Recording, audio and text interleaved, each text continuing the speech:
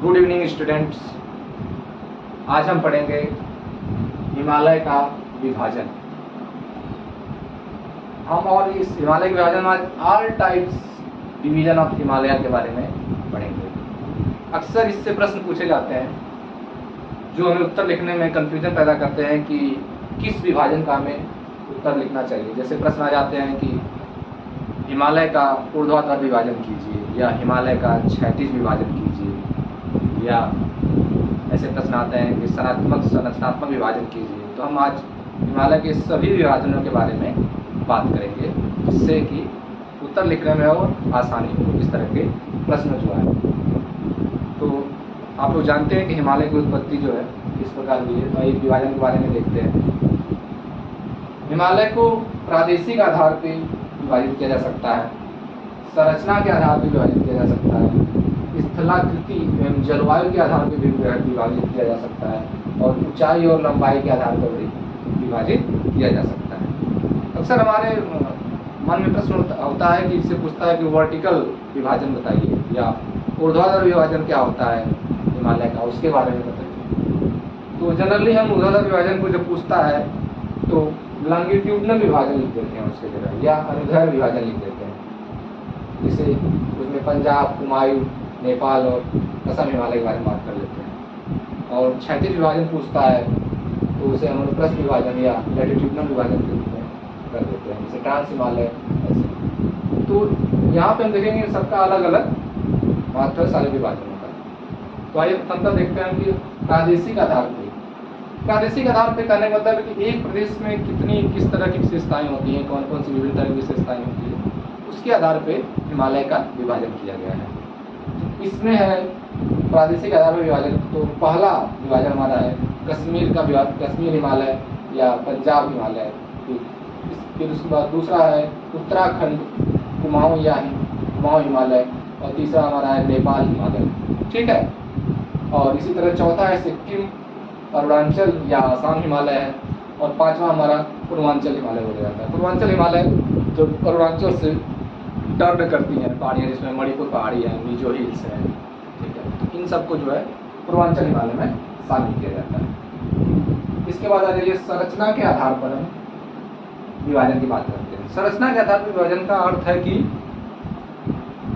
उनका जो है निर्माण कैसे हुआ, निर्माण काल के आधार पर संरचना का विभाजन किया जाता है, और किस किस तरह की उनमें संरचनाएं मिलती हैं इसके आधार पर भी संरचना विभाजन किया जाता है। आपको पता होगा कि सर्वप्रथम ट्रांस हिमालय का निर्माण हुआ था। जब टेथिस सागर की स्थिति थी उस समय भी ट्रांस हिमालय की उत्पत्ति हो गई थी, क्योंकि ट्रांस हिमालय का उत्पत्ति जो है यूरेशियन प्लेट पे मानी जाती है।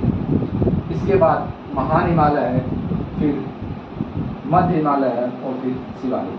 तो संरचना के आधार पर 4 भागों में बांटा गया है: ट्रांस हिमालय, महान हिमालय, मध्य हिमालय और शिवालिक।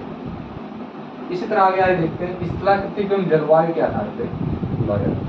आप जानते हैं कि जलवायु का निर्धारण अधिकतर जो है अक्षांश और देशांतर रेखाओं के आधार पर भी किया जाता है। ठीक है। और स्थलाकृति के आधार पर और जलवायु के आधार पर विभाजन जो होता है वो अनुदैर्घ्य या लॉन्गिट्यूडनल या इसे देशांतरी विभाजन भी कह सकते हैं। और दूसरा होता है अनुप्रस्थ या लैटिट्यूडनल, जिसे अक्षांशीय विभाजन भी कह सकते हैं।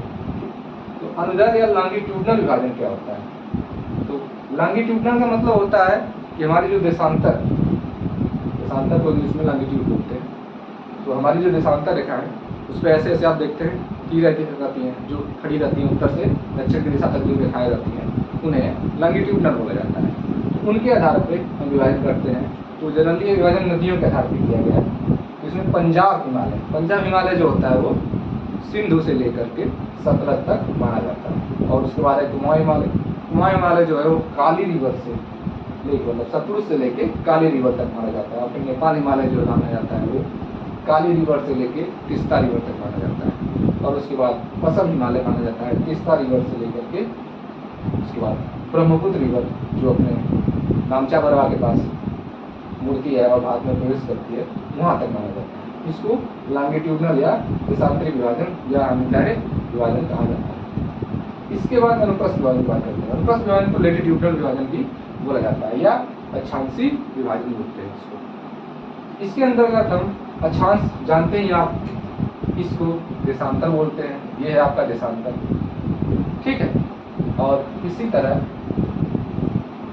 इसको अक्षांश बोलते हैं, ये है आपका अक्षांश। देखा ही होगा आपने भूमध्य रेखा पे 0 अक्षांश है, उसके ऊपर 5 अंश का अक्षांश है, फिर ऊपर और जाएंगे 10 अंश का अक्षांश है, ठीक है। तो ये अक्षांशीय विभाजन हो गया। इसी आधार पर जो हम इसका विभाजन करते हैं हिमालय का, इस आधार पर विभाजन क्या होता है, श्रेणियों के आधार पर विभाजन हो जाता है। सबसे ऊपर मतलब किस अक्षांश पे कौन सी श्रेणी, उसके नीचे कौन सी श्रेणी, उसके नीचे कौन सी श्रेणी, इस आधार पर करेंगे तो आपका फ्रांस हिमालय हो जाता है। फिर उसके नीचे और नीचे वाले अक्षांश पे या लैटिट्यूड के हिसाब से करेंगे तो आपका महान हिमालय हो जाता है, फिर मध्य हिमालय हो जाता है, और सबसे नीचे शिवालिक। ये आपका हो गया लैटिट्यूडनल विभाजन, ठीक है। और यहाँ हो गया आपका लॉन्गिट्यूडनल विभाजन। कंफ्यूजन क्रिएट होता है इनको और इनको लेकर के। उत्तर जब प्रश्न पूछा जाता है, इन दोनों के बीच में सबसे ज़्यादा कंफ्यूजन होता है। बाकी यहाँ पे आपको बहुत ज़्यादा कंफ्यूजन नहीं होता है। प्रादेशिक आधार पे आप विभाजन कर दीजिए, आप कर देते हैं, संरचना के आधार पर विभाजन कीजिए, आप कर देते हैं। सबसे कठिन मतलब कंफ्यूजन वाला क्रिएशन जो होता है यहाँ पे होता है।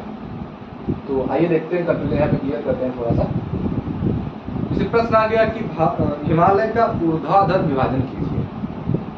हिमालय के ऊर्ध्वाधर विभाजन में अधिकतर, जैसे कई किताबों में भी लिखा गया है, कई जगह लिखा गया है कि अधिकतर जो है लोग लॉन्गिट्यूडनल विभाजन को लिख देते हैं। लॉन्गिट्यूडनल विभाजन को इसलिए लिख देते हैं कि ये ऐसे ऐसे होता है, ऐसे लंब खींच दिया गया और यहाँ आपका नेपाल हिमालय हो गया, यहाँ आपका असम हिमालय हो गया, इसी तरह कर देते हैं। तो आइए स्पष्ट करते हैं कि क्या होना चाहिए। और इधर आ गया है vertical division and horizontal division. तो वर्टिकल डिवीजन और हॉरिजॉन्टल डिवीजन के बारे में बात करते हैं। और एक तरह से अर्थ आप देखेंगे तो ऊर्ध्वाधर विभाजन या ऊर्ध्वाधर का अर्थ होता है वर्टिकल, ठीक है। और क्षैतिज विभाजन जब पूछा जाता है हिमालय का तो उसका अर्थ होता है हॉरिजॉन्टल। हॉरिजॉन्टल का मतलब होता है क्षैतिज और वर्टिकल का मतलब होता है ऊर्ध्वाधर।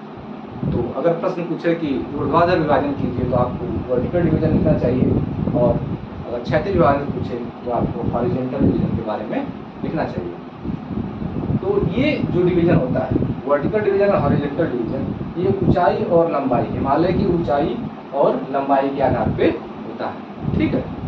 तो ऊंचाई के आधार पे अगर आप देखेंगे तो सबसे ऊंची श्रेणी देखेंगे कि हिमालय की सबसे ऊंची श्रेणी कौन है। सबसे ऊंची श्रेणी जो है उसको महान या हिमाद्री हिमालय बोला जाता है, जिसमें एवरेस्ट टाइप की सबसे ऊंची चोटी है, ठीक है। तो अधिकतर चोटियाँ जो है सबसे ऊंची वाली चोटी वो हिमाद्री में मिलती है।